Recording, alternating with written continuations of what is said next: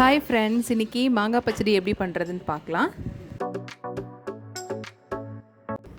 கடலெண்ணெய் வந்து ஒரு 1.5 டீஸ்பூன் ஊற்றிக்கலாம்.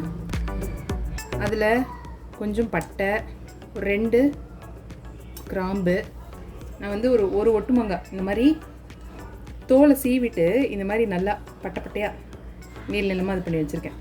இந்த மாதிரி இருந்தால் தான் நல்லாயிருக்கும், சாஃப்டாக இருக்கும், சாப்பிடும்போது டேஸ்ட்டாகவும் இருக்கும். இந்த மாதிரி கட் பண்ணி வச்சுருக்கேன், இதை சேர்த்துக்கலாம்.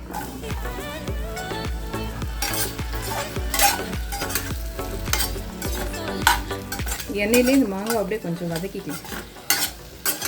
இப்போ இந்த மாங்காய் வந்து நல்லா ஓரளவுக்கு வதங்கிடுச்சு, நல்லா வாசனை வர ஆரம்பிச்சிச்சு. இந்த டைமில் வந்து நம்ம கொஞ்சமாக தனி மிளகாய் தூள் சேர்த்துக்கலாம். சும்மா அப்படியே ஒரு 1/4 டீஸ்பூன் அளவுக்கு மட்டும். இது நல்லா கலர் கொடுக்கும். நான் வந்து காஷ்மீரி சில்லி தான் சேர்த்துருக்கேன். சேர்த்து நல்லா ஒரு பரட்டிக்கலாங்க.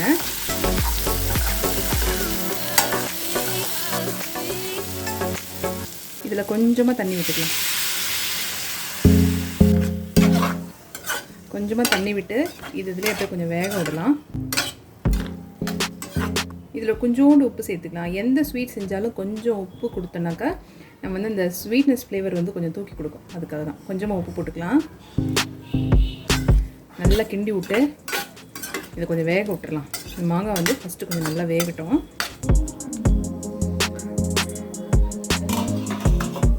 இப்போ இந்த மாங்காய் வேகிறதுக்குள்ளே இங்கே பாருங்கள், நம்ம கல்கண்டு வந்து ஒரு 100லேருந்து 150 கிராம் வரைக்கும் எடுத்துக்கலாம். உங்கள் ஸ்வீட்டுக்கு எப்படி வேணுமோ அதுக்கேற்ற மாதிரி.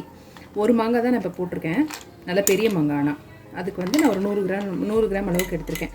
ஒரு சிலர் சர்க்கரை சேர்ப்பாங்க, நாட்டு சர்க்கரை சேர்ப்பாங்க, வெல்லம் கூட ஒரு சிலர் சேர்ப்பாங்க. ஆனால் இந்த கல்கண்டு சேர்த்து வாய் ரொம்ப வளருதுங்க. இந்த கல்கண்டு சேர்த்து சாப்பிடும்போது நல்லா டேஸ்ட்டாக இருக்கும், ரொம்ப ஹெல்த்தியானதும் கூட. இந்த மாதிரி நீங்கள் சேர்த்து சாப்பிட்டிங்கன்னா. இப்போ இதை வந்து மிக்ஸி ஜாரில் போட்டுட்டேன். இது வந்து அப்படியே நல்லா ஒரு ஓட்டி எடுத்துக்கலாம். கொஞ்சம் குறப்பாக இருந்தாலும் பரவாயில்ல, நம்ம போட்டு வேக வைக்கும்போது அது கரைஞ்சிரும்.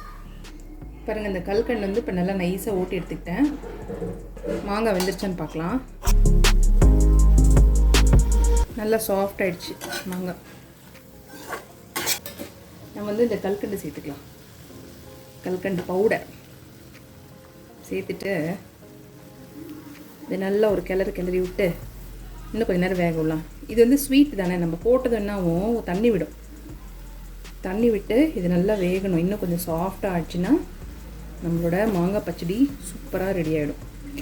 இதில் வந்து பயங்கர டேஸ்ட்டுங்க. அது 3 ஃப்ளேவர் டேஸ்ட் இருக்கும். இந்த இனிப்பு, புளிப்பு, காரம், இது 3 கலந்துருக்குமா, சாப்பிடும்போது பயங்கர டேஸ்ட்டாக இருக்குங்க.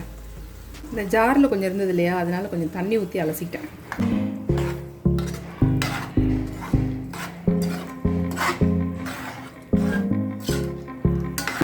இது நல்லா கிண்டி விட்டுட்டு தட்டு போட்டு மூடி இன்னும் ஒரு 5 மினிட்ஸ் வேக விட்டுடலாம். வேக விட்டுட்டோம்னா நம்மளோட பச்சடி வந்து சூப்பராக ரெடி ஆகிடும். நல்ல ஒரு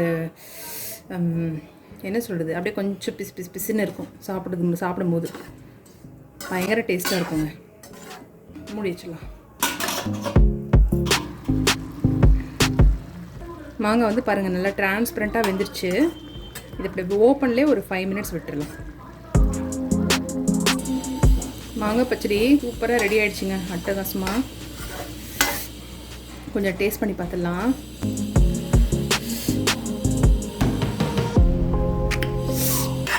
சூப்பராக இருக்குங்க, செம்ம டேஸ்ட்டாக இருக்குது. போதும், இதை வந்து இறக்கிடலாம்.